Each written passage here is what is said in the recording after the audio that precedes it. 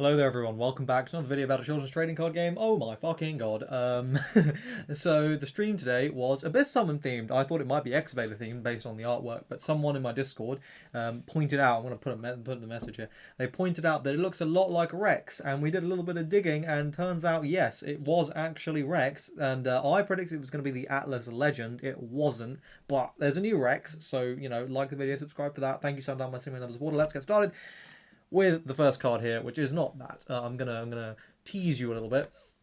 So here we have a level 1 Dark Knight. So this is a 4/2/1. It's a traitor, and it has darkness. It's one of the main ones that matter.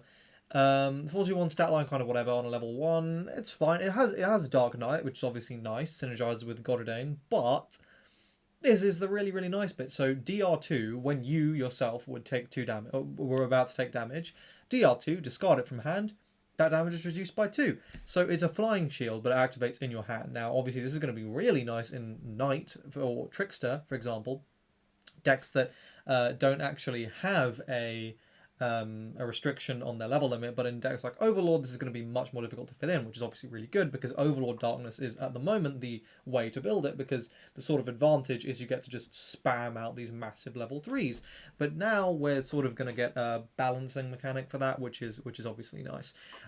This is pretty good. I think this will be played at 4 copies. I'm not 100% sure. It's definitely a card you want to play though, because like one of Darkness's biggest issues is its lack of defense.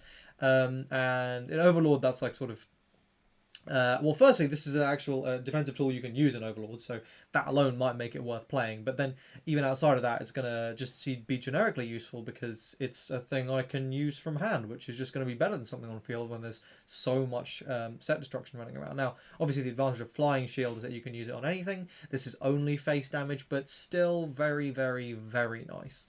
Big fan of this card. Next is our card of the day, which is this set. Okay, so firstly, if you were about at the beginning of the game, Ikeda teased a load of cards that he was thinking about putting into the game. We're probably going to see a bunch of them here. One of them ended up being Levin from set 2, which obviously I was like, Darkness needs that. This is something Darkness also needs, and this is really interesting. I'm not sure how good it is, because obviously the effects on this are ridiculous, but it's taking up counter space. Let's get into it. This is a field card. A counter is to put it to the field zone. Apply effects based on the number of this card's copies in field zone. So the first one you see, your cards in grave are unaffected by the opponent. Okay, fine. That's kind of nice because there are a few counters at the moment that banish cards from the grave. Like, for example, the Mermaid from set 2. So that is obviously a counter to that. That's good. So now you have an out there, but that's not a fantastic effect. When you get 2 of these, your cards engraved without CNT get darkness, and that's a big effect. That's a pretty big one. Being able to immediately recycle anything and everything as soon as you get a second one of these out, which is not a tall order, really, that's really, really nice. Where it starts to get crazy, though, is when you actually get 3 or 4 of these out on the field. So if you get 3 of these on the field, once per turn, you can discard 1 to draw 1. So every single turn, a free filter is really, really good. Now, realistically, you'll get that ability like once or twice a game. I can't imagine games going so long that you're going to get significant value out of that, but that's just a nice ability to have. If you have 4. Your units in grave get an Abyssal Concerto, banish 3 darkness from your grave. And of course, remember, everything's a darkness. So if you get 4 of these, you can then Abyssal Concerto literally everything, which is pretty crazy. That means you can bring back anything and everything. Your legends, like, for example, like, it's a strong effect, right? It's a strong effect. This is a set and a half. I don't know how good it is. I have no idea how to evaluate this card.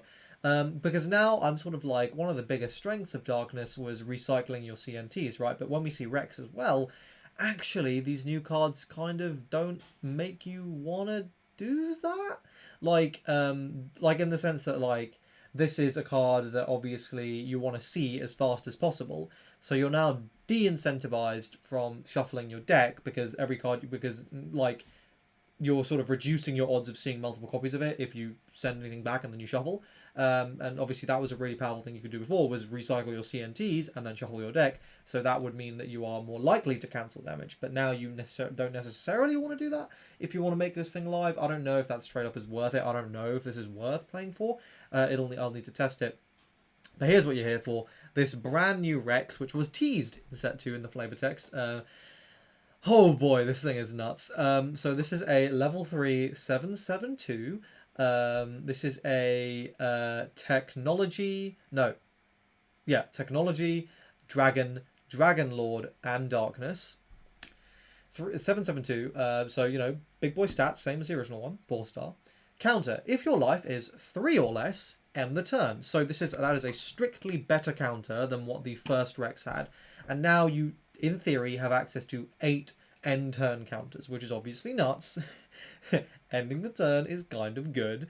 Then Abyss Symphonia, returned 4 darkness without CNT. So this is what I was saying, right? Like, now that's obviously a restriction where you're kind of like, that feels kind of bad. But, it is a very, like, 4 is a lot easier to do than 5. Like, 2 Docklefars, just sending them back, done, is pretty easy. And you obviously are going to have plenty of darkness without CNT, and of course if you're using the set, then it's very easy. You can actually send things back that you might want to see. When this card enters the field, destroy all your opponent's sets and heal 1. Interesting. So you have Viola, which will board wipe units, all of them, and now you have this Rex, which will board wipe targeted your opponent's back row, and then you have original Rex, which will just pop anything but only 1 card and heals. So there's a utility there between all 3, because obviously Viola doesn't heal. This also has additional utility here. When this card is summoned by Abyss Summon, it gains Defender for the turn. Ooh, interesting. Now I actually get a Defender. And that's really, really, really attractive as a property of this card, because now I actually have some sort of defense. Like, 7 HP is big. And there's not that much, like, center popping running around in the format. Like, there is some, don't get me wrong, like Daijin Keys on whatever it's called. Like, just pop center, that's gonna be pretty good. But still, this is nice. Like, just getting a big beefy guy in the center is very, very solid. And of course you get to attack with it too. Like the original Rex, you cannot place in defensive zones, so this is going to be a powerful overlord card because it's a 7/7/2. You can just go center, and it's going to be really powerful in Night as well. And just 8 copies of End Your Turn CNT is kind of crazy. I don't see Darkness being anything less than tier 1 going into this format. It just looks nuts. But yeah, that's it for this video. A bit of a shorter one. If you are excited for more card reveals, subscribe to the channel, hit the bell thing, because there's going to be another card reveal video coming out in a couple of days. There are a lot of exciting cards we're going to be talking about. Yeah, subscribe to the channel, like the video if you enjoyed it. Let me know your thoughts in the comment section down below. Do you think Darkness is going to be just completely meta dominant, or is it going to kind of suck in the past? I don't think it's going to suck at all. I don't think there's any way. But anyway, also join my Discord server, linked in the description, if you want to chat about this kind of stuff and get the news as soon as it happens. But there we go. That's it. I will see you guys in the next one. Cheers.